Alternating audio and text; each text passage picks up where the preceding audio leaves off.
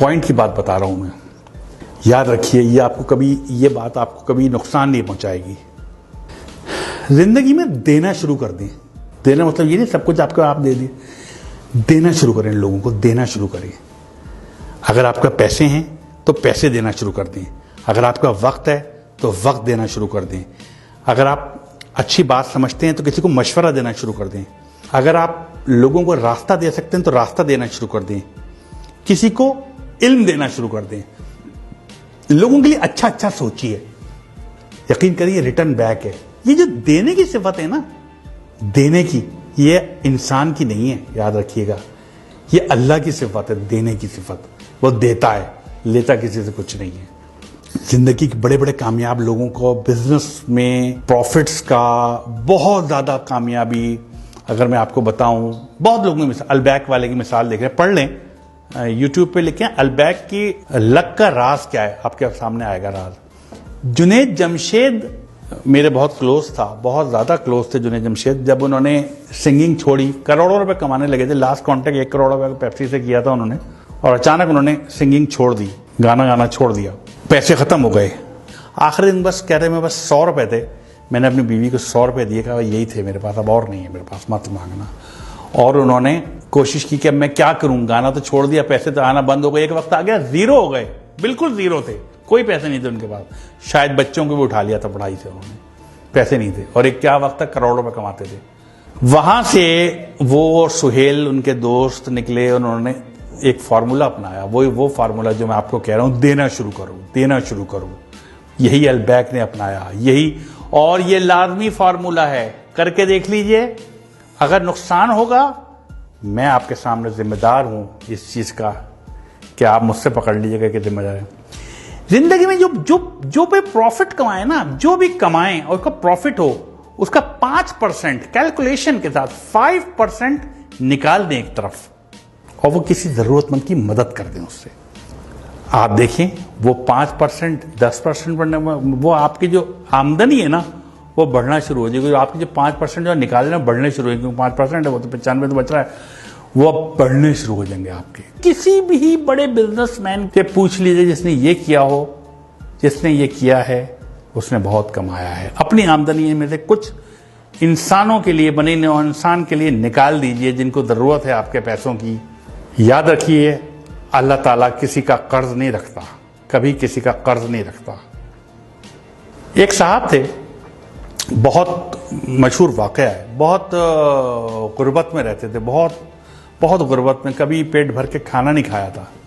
एक दिन वो अपने बिस्तर पे बैठे हुए थे, तो उनके पास एक फरिश्ता आ गया। उन्होंने पूछा आप कौन? कहते हैं मैं रिज़्क तकसीम करता हूं लोगों में। उस दौर की बात है जब बात हो सकती थी। उन्होंने कहा मेरी जिंदगी में कितना रिज़्क है और कितना रिज़्क है? उसने कहा तुम्हारी जिंदगी में सिर्फ 10 रोटियां हैं बस, अब पूरी जिंदगी अब 10 रोटियां हैं, तुम्हारा रिज़्क इसके बाद नहीं है। उसने कहा क्या आप वो 10 रोटियां मुझे दे सकते हैं इकट्ठी? मैंने कभी 10 रोटियां इकट्ठी नहीं देखी, मुझे तो कभी एक रोटी पूरी नहीं मिली।